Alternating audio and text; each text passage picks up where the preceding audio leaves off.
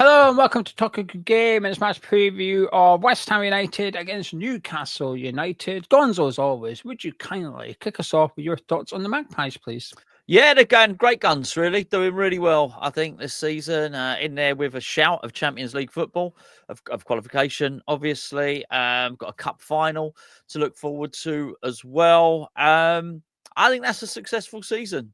I do. I think that is a successful season for Newcastle, and particularly if they can get top four, will be an incredible one, really. Particularly always, gonna at the point now where they're having to wheel and deal. Like with the lad that went to Nottingham Forest, having to wheel and deal, and and people possibly coming in for Isak, and just so as they're able to spend their money, which they clearly have.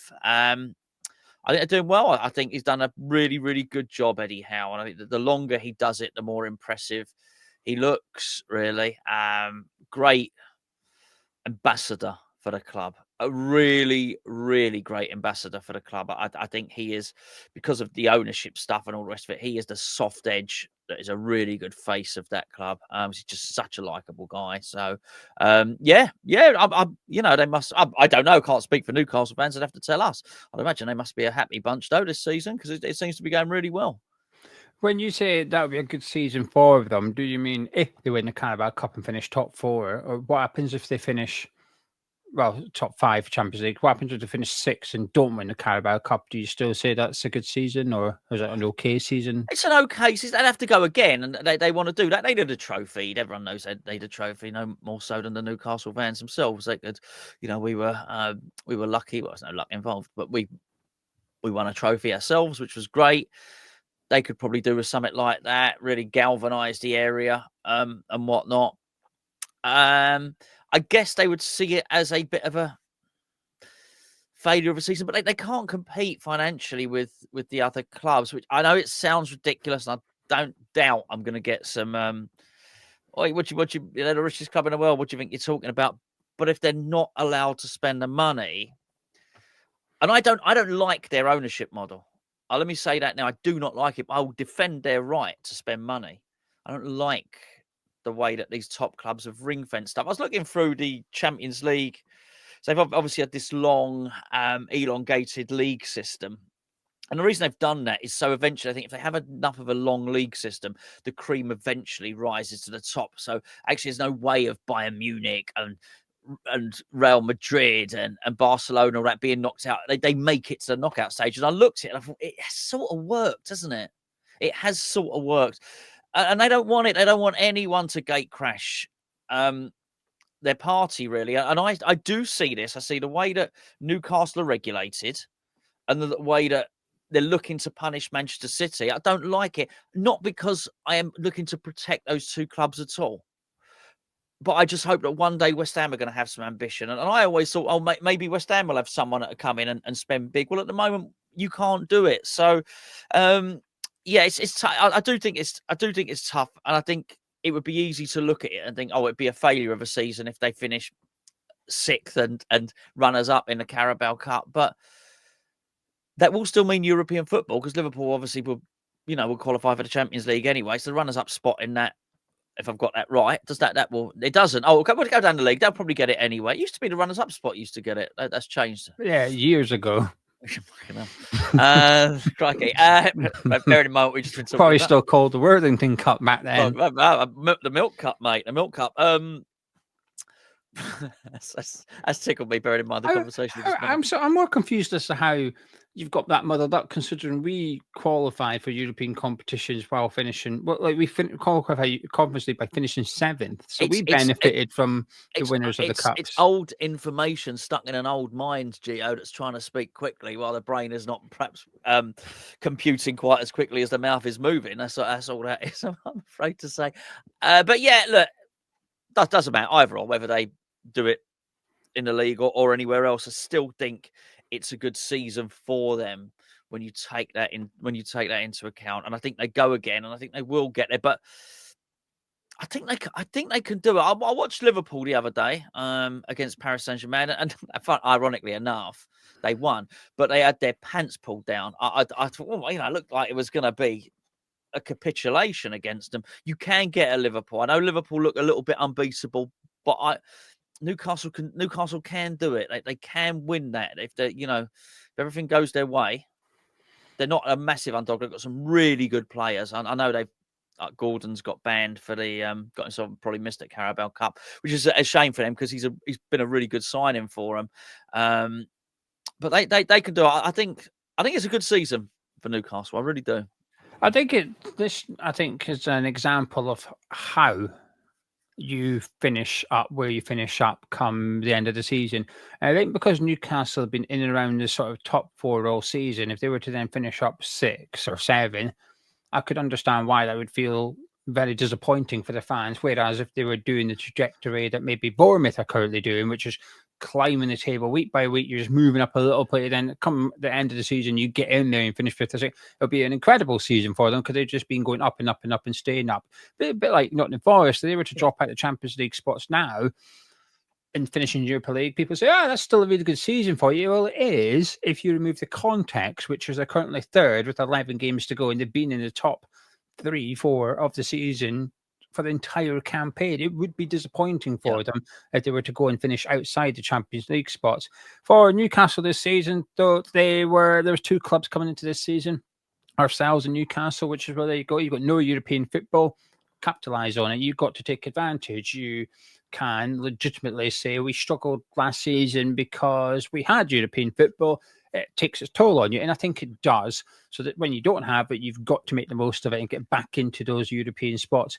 I think Newcastle need to get into the top 5. Eddie Howe, it's a strange one really, because sometimes I look at it, I think he's doing a fantastic job. But then I watch them away to Manchester City, for example, and then think, this is what's stopping you going on and really become challenging at the very top. And that's where their owners will want to be. And I think they'll be watching with a huge amount of interest on how Man City are going to get on with the Premier League with this. This isn't 115 charges. This is separate. This is City challenging Premier League.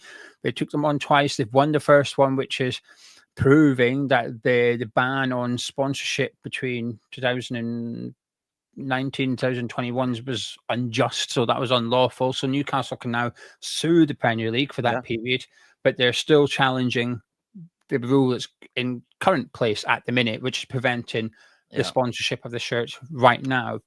If Man City win that one, which I don't see why they wouldn't if they won the first one, that might just open the door up for teams like Newcastle and say, well, there you go, then you can now put your owner sponsorship on your shirt. They can sponsor the stadium.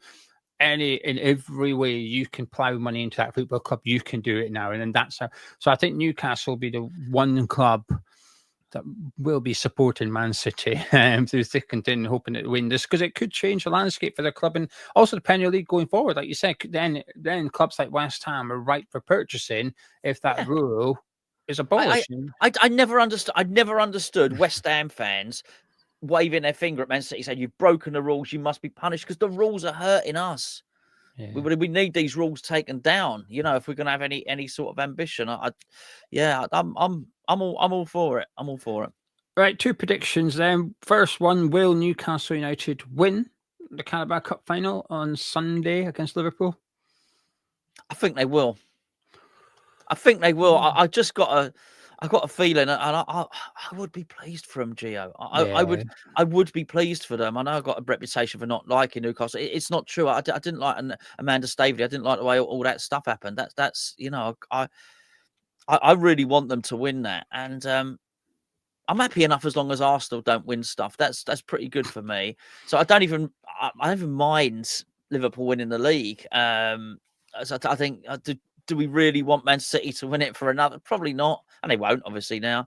So if Arsenal can not win the league and not win the Champions League, that'd be really good. Newcastle win the Carabao Cup, I think it'd be good. I don't think they will, but I hope they do. I'll be rooting for Newcastle at the weekend. I really do hope that they go on and win it, and then. But it gives them a safety net as well, which is minimum you've got is Europa League next season. That's the worst. Even if the rest of the campaigns are completely write-off, something goes terribly wrong, because they've got a lot of injuries at the minute, Newcastle. The squad's looking a little bit thin. I think this is where it's biting them in the arse. I think the first 11 is really good, but beyond that, it becomes a bit average. It becomes weak for a side wanting Champions League football and trying to compete in Champions League. For a Premier League side, it's okay, but Newcastle's ambitions are greater. They've been a 10th place team in the Premier League. So I think their bench is a bit weak. And when they're 3-4 players down, I think it severely hampers the strength of that starting 11. You know, the Gordon red card was just stupidity from him. It's really going to hinder them. And obviously, Botman's out. Lewis Hall is going to be a huge miss. I think he's been. Oh, I didn't know he was out. Yeah, he's out for the rest of the season. He's been so good. He's been so good. He's been one of the best left backs in the league this season by a mile. So he's out for the rest of the season, which probably on the verge. You know, Thomas Tuchel names his England team for today. Sure, he'd have been in. So that's a big blow for him because it was like his career was really taking off. So he misses the final. Probably he misses an England call up. Feel sorry for him actually. I just think there's just too much. There's only two players missing, but it's the whole left flank, isn't it? Bringing in. I think Joel Linton is back in training now. He is. He's back. He played the last game, so that's good. But it'll be interesting to see what Howe does. Does he bring Harvey Barnes in, or does he push Linton up and bring Willock in? What does he do at the back? Does he move Dan Burn over? Does he bring in Target? I'm not sure that's who you bring in. Livramento can play left back. I've seen him play left back. Okay. You'll move Trippier up. That's what you'll do. Trippier left back, Livramento right back. You're right. That's what you'll do. So anyway, so no, I don't think they'll win the Carabao Cup. Top 5 at the minute. They're 6, but they're 2 points behind Chelsea. Wow, that's a tough one. I didn't know about the Lewis Hawks. Yeah, I think they can finish above Chelsea. I don't think Chelsea are anywhere near as fixed as people make out. No. I think there's more stability to Newcastle. Yeah, they can get top 5. Yeah, I think so as well. The problem is it's not just Newcastle. There's Brighton and Bournemouth right behind Newcastle as well. So I wouldn't be surprised one or two teams leapfrog Chelsea. But I feel like City are sort of closing the gap a little bit to make that a top 4 with Nottingham Forest in there too. So I'm going to say yes. I think they'll finish 5th. Right, finally, Gonzo Persian-Meyer from Newcastle, please. Oh, well, Guimaraes is, it's hard for him not to take your eye when you watch them.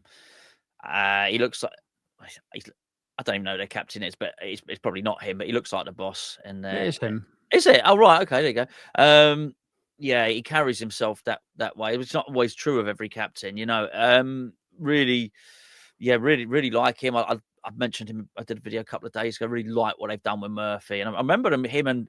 It's Jacob and Josh Murphy. It was 2 of them both come through at Norwich. They're both meant to be the next big things, and they both dipped. And obviously one of them's just gone on. And he does that. I think he's got that Howe. In a way, I know.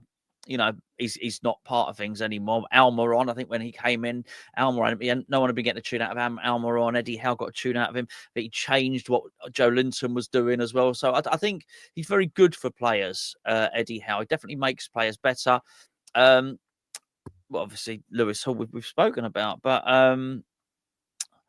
they've got some excellent players. Obviously Isak is a top striker, isn't he? So Arsenal looks like Arsenal are either going to get him or Jonathan David on the free. So obviously Newcastle will be hoping that they get Jonathan David, I guess. But they've got plenty of good players. Livramento, there you go. I mentioned him again. I know he can blow hot and cold, but when he is on it, he's really good, really, really good. I don't think he'll go to Arsenal, and I hope he doesn't either. I don't think Arsenal can afford him, but the mainstream media's thing with Arsenal and Isak's really wound me up. There's been a sense of entitlement, which is what Arsenal want him, so he's going to go to Arsenal. No, back off. So I hope he stays right Newcastle. And to be fair, what's his price going to be? 140, 150 million maybe, what Newcastle can demand. Can anyone afford it? Probably not. I think he's the best striker, full stop. I think there's no one better than him. Exceptional talent. I think he's world class. I think Isak is world class. The way he can strike a football is sensational. Some of his goals, granted, they've both been disallowed recently. The 2 unbelievable strikes have been disallowed for offside, but that doesn't impact how he strikes the ball. The fact that he's that far offside doesn't mean it's not like he's ran through and rounded the goalkeeper, because, well, you can't do that if you're not offside. But the way he strikes it with the inside of his boot and it flies as if someone's just put their laces through it, it's just ridiculous. Tonali as well. He was someone I was looking forward to seeing in Premier League. Got banned, come back, and what an elegant footballer he is. I enjoy watching him play football. He just makes it look easy, just stringing all the passes together. Wonderful player in there, with, like you said, with Bruno as well. And Murphy, I get it, not for me. I think he's Newcastle's weak spot by quite some distance. And I think if you go back to the summer, they tried to get Gay in, and there was a lot of talk they were going to go after a right winger, and they never got one. I think if they got those two players, I do think Newcastle would be a much better side. And if they can get those Gay and a right winger in this summer, maybe we'll see. Right then, from Newcastle to West Ham, we'll kick you off with some team news. Soufal and Paqueta are expected to be back for the game on Monday night against Newcastle United. And perhaps more interestingly, Nicholas Füllkrug has been pictured very much involved in training this week as well. So, for the sake of the preview, Gonzo, you can have him if you want him. Graham Potter, I'm sure, will clarify whether he's available or not. And it might come a bit too soon. But where's the fun in that on this preview? So you can have Füllkrug if you desire. So really, the only players we're missing are Somerville and Antonio. Apart from that, it's pick who you want. So talk me through your goalkeeper selection and your defence selection. Just as a reminder for anyone tuning in for the first time, this is a team me and Gonzo want to see, not the team we think Potter will play. Yeah, it's an interesting one. The goalkeeper and back three, I think, picks itself because it's exactly the same as what was before, which, of course, is Areola in goal, Jean-Claire Todibo, right centre-back, Max Kilman centre-back, and Aaron Cresswell at left centre-back. I think that's just a large part of the team picks itself. We've got back-to-back wins for the first time this season. We've got back-to-back clean sheets for the first time this season. League wins, back-to-back league wins, before anyone corrects me. Yeah. I think, and obviously I'll go with the wing backs as well, because we're going to class those as defenders. I think we will in this one, which should obviously be Aaron Wan-Bissaka and Ollie Scholes. I think all that stuff picks itself. There's really only one thing for me, which is who you're going to drop to bring Paqueta back in. I think that's the question here. I think there's two. I think there's the central midfield and there's the attacking midfield / striker. Yeah. I think there's two positions. Yeah. I agree with the 6 players you've mentioned so far. I think they all pick themselves. Easy enough for Graham Potter. Why would you change the defence? Kept a clean sheet against Arsenal. The one against Leicester isn't that impressive, but it's about momentum, building confidence, building relationships, and defensively, we've been sound in the last 2 games. Areola's had very, very little to do, partly because of the defence, partly because of the midfield, and partly because of the tactics as well, and also the opposition, because Leicester were crap, and let's face it, Arsenal were also crap in attack as well. It was a comfortable afternoon for him. So, Todibo, Kilman, Cresswell, Wan-Bissaka, and Ollie Scholes. So let's go into the middle of the pitch then. And I'm struggling here, I'll be honest with you. I did my sort of striker and attacking midfielders, and I came to the central midfield area, and I thought, I'm not sure. A lot of contenders, and for me, there's only 2 spots up for grabs. Yeah, it's easy for me. I have to say, James Ward-Prowse, I think, will start every game for the remainder of the season under Potter. And unless we get to some point where he thinks, do you know what? Maybe if we got to the last 2 games and all we could finish was 13th and there was 6 points below and 6 points above. Let's say if that happened, he might decide to do something else. But whilst we can incrementally climb the table and he can possibly boost his transfer fund, James Ward-Prowse, I'm very confident will start all of West Ham's remaining games. And I would play Edson Alvarez alongside him for this one, because I think he's he is very much, we're seeing Ward-Prowse go into the central defenders and saying, give me the ball. And he's playing playing receiving it a lot of the time side on and then moving it on. And we've seen Alvarez more advanced than him, which is slightly different, really, for Alvarez, because you would consider him maybe to be the stopper. So he's been a little bit more advanced, and I think he's going to do that. So I think if you accept, you don't have to, but if you accept that we are playing that way and Ward-Prowse is playing that role, then who's going to be the next one to then start advancing us up the pitch a little bit? And I just don't think that guy can be Souček. So basically, Souček either plays on the very top, or for me, doesn't play at all. Because whilst I would not long term necessarily have Alvarez in there, but at the moment he is a little bit better technically. He seems slightly quicker, a little bit better technically, slightly quicker, probably better to do that job. And then right in front of him, I would play Paqueta as the attacking midfielder there. So I would drop Souček for Paqueta. I think Ward-Prowse has become the better central midfielder very quickly. I think he's the one for me that goes in, and it's a case of who plays alongside him. And there's Souček and Alvarez, and I think a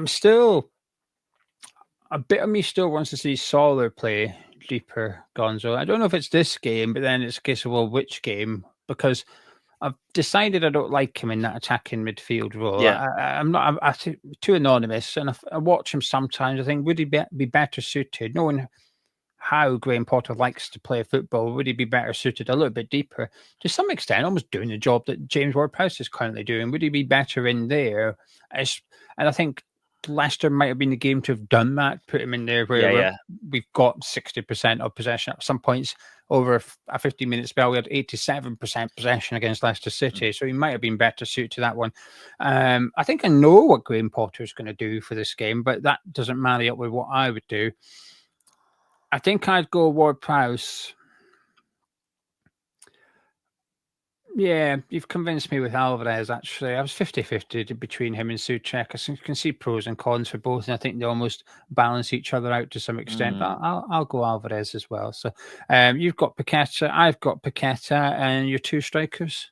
I'm going to go with, because it's a slow team, we've got a slow team here, and there's not a lot we can do about it until the transfer window, unfortunately, or until we get Somerville back and you can put a little bit more pace in there.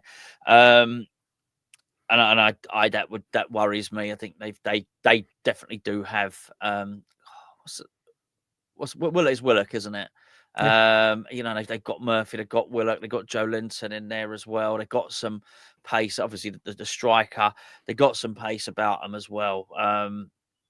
So for that reason, I will resist selecting Evan Ferguson for this one. But I would rather I'd like to see him play more than a little bit at the end. I think if you're gonna do it, I'd like to see him feature for I want to see a good half an hour of Evan Ferguson at least, really.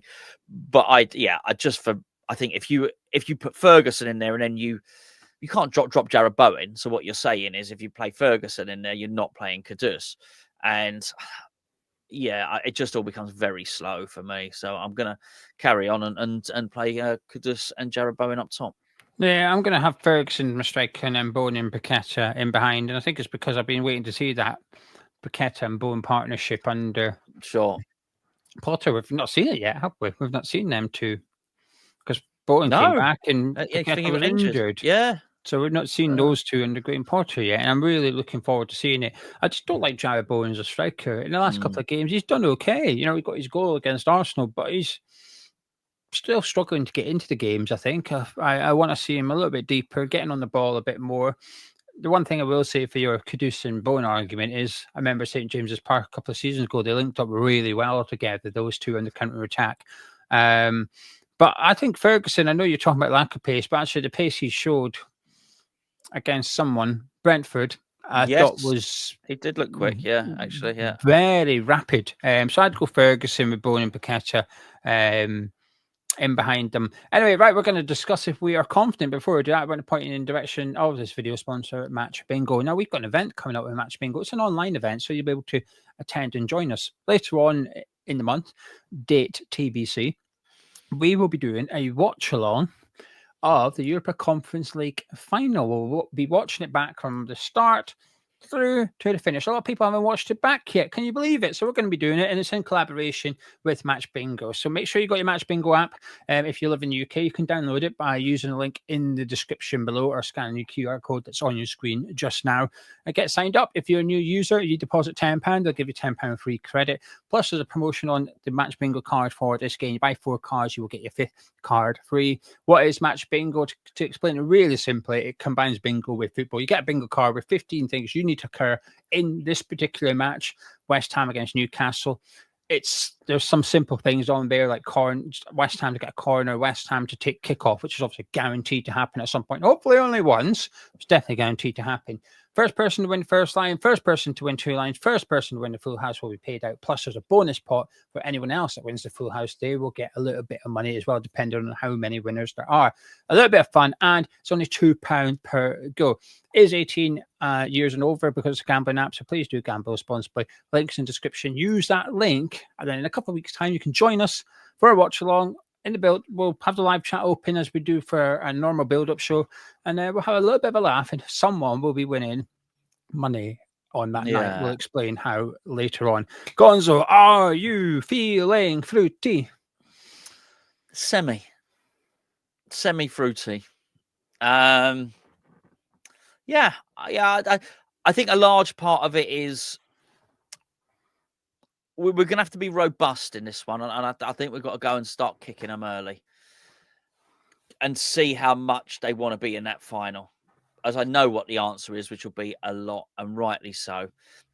And I think we've got to really make it a battle, make it a physical battle, and be a bit nasty, actually, in this one, and make them think, oh, we want them pulling out of tackles. We want them thinking, oh, no, I want to save myself for this. We've got a cup final. And I wouldn't blame them for doing so either. And I think if we do that and we win that early enough, we then become the team with most intensity. And I think if we do that, it's a very, very winnable game for us, mate. Difficult one for Eddie Howe, this. Already a couple of players down. Isak, it feels like Isak's been fragile for 2 or 3 weeks. Howe's confirmed he's been in training all week, but the pictures have come out of him in training with strapping on his legs. So while he's been training, he's been training with aids, health aids. That's quite some injury update there. Crikey, oh, blimey. What's up? Anthony Gordon with chlamydia. So Eddie Howe's got a difficult thing. And what you're saying about kicking them, I think if you go in early doors on Isak, you might find that it's not that he's not up for it. I think you might find Howe's thinking, hang on, I'm going to have to get him off because I can't risk this. But I think if you try it with their midfield, I think you might find you'll get a little bit of aggression back because I don't know if I don't think Newcastle's a weak team. I appreciate there's a cup final, but I think if you were to start kicking the ankles of Joelinton or Bruno, I think you might find you're getting one back twice as hard from them. Can I just interject? That's another reason to do it because Joelinton is a lunatic, right? And in the nicest possible way. He'll get himself banned from the final. He's got a bit of a Marko Natovic, hasn't he? He really has. So Eddie Howe, no doubt. Listen, I don't want anyone injured or missing for the final. I want Newcastle to win that. But if Eddie Howe thinks, oh, do you know what? Joelinton's going to lose it. I'm going to get him off because Alvarez keeps kicking him. Fair play. Sorry to interrupt. Yeah, I think it's that is why it's a really difficult game for Eddie Howe. Playing Monday night as well. I'm not sure he's going to be keen on that. Bearing in mind Liverpool play Saturday against Southampton. You know, it's a big advantage ahead of a cup final as well. And it's not like I think it's quite clear if you were to say to Eddie Howe, you win one game, which one is it? They're all. Why wouldn't everybody would pick next Sunday? We've been in this situation as well with the Conference League games, not even the final, just the semi-finals. We're like been off the Premier League, focusing purely on that. But they are also trying to get Champions League football. So I think Howe's in a really difficult situation because it's one of these games. I think you either put out your strongest 11 and try and get the win, or I think you're just as well really resting pretty much as many players as you can. I think the worst thing to do is go half-hearted here, which is play 8 of your starting 11. It's going to start the final and rotate the best 3 players. I think there's no reason to do that because you might not pick up the result, and then you've only rested 3 players. I think you rest as many as you can, or you go for it and try and get the win. I think he'll do the latter. I think he will try and win this game, but it's definitely a better situation for Graham Potter than it is Eddie Howe going into this match. We've got more players available. We don't have a cup final. This is a good time to play Newcastle, I think. And I'm feeling quite good going into it. I wouldn't say I'm a bit like you, half fruity. So what's that? Maybe a peach yogurt, strawberry ice cream. A no sugar one, like one of them low sugar peach yogurts, maybe. Yeah, something like that. So just made with real fruit, but it's not still. It's got sweetener in it, which is always dodgy. So that's how I'm feeling. I'm a bit like yourself. So with all that in mind, while I get my little sticky note out to predict your prediction, can I get any final words and your all important score prediction, please? Yeah, look, I know there's sort of a contradiction here, because obviously one of Lopetegui's best things he did was in the reverse fixture earlier this season. That said, I have little doubt that we'd have been an easier game for Newcastle in many respects. I think geography is against them. So is it ideal to travel down to London? 6-day gap. It's not enough to stay in London, is it? You've got to go back to the North East. So I think geography is against them for this. But I think aside from that, if you were to pick a team to face, Lopetegui's West Ham would have been a good one before a cup final, right? We're not going to be easy now. They will have to work hard to beat us. And that in itself is going to be difficult. He's got, as you mentioned, we have options off the bench. We have options in selection. And I think that's good. And I also think we've got something different, which we've added set plays to our repertoire again. And it will not be long before we score from a corner, or a free kick, whether it's direct or not. Yeah, I'm my fruitiness. I've ditched the peach yogurt, quite frankly. I've got a big bowl of cherries with sugar sprinkled on top, and I'm thinking we're gonna have a 2-0 win. Yeah, I thought you were going to go for a draw, and then you started reeling all that off. Hang on a minute, Where's me Tipex? I've been scammed here a little bit because you were making on your half fruity, then you've ramped up the fruity. Well, I don't think half fruity means a draw. I don't know. I don't know. Anyway, you have to work that out in the future. Anyway, I was wrong. And you've gone for 2-0 West Ham. I'm going to go for 1-0. I think a bit like how we played Leicester. I can see this game being won low in action, not much tempo to the game. And whilst I think you're right, get our sleeves rolled up and get stuck in, we might give them a game. But I think you'll find they'll fight back. But I don't know if I can associate that with Graham Potter as a manager per se. We've had some games against like Chelsea and Villa where we look like we've got that, but then against Brentford there was absolutely no aggression about us whatsoever, and against Leicester it was a very timid affair, and I think we might see the same again on Monday, which would then obviously suit Newcastle as well if there's not much tackles flying in or anything like that. So I'm going to go for 1-1, and I think it's maybe a result that suits Newcastle more than West Ham, even though they've got something to play for and we do not. A win, though, we can get a win 3 games in a row on the bounce in all competitions for the first time this season. Be us looking at Champions League, never mind them. Yeah, it would be nice because it's a good feeling going into the weekend's game against Everton. We can start to get a bit of momentum. Obviously, like I said, we're not playing for anything other than the feel-good factor to some extent, but it would be nice to keep that going beyond a week. It would be nice. Anyway, there you go. There you have it. Thank you very much for joining us. Let us know in the comments below the 11 you would like to see start against Newcastle United, not what you think Potter will do. Any hopes and fears you've got, your score prediction as well. Get involved in the comment section. If you've enjoyed this preview, please do subscribe. If you're new to Hammer Chat YouTube channels, drop a like on the video as well by clicking thumbs up. Myself and Gonzo. Catch you in a bit.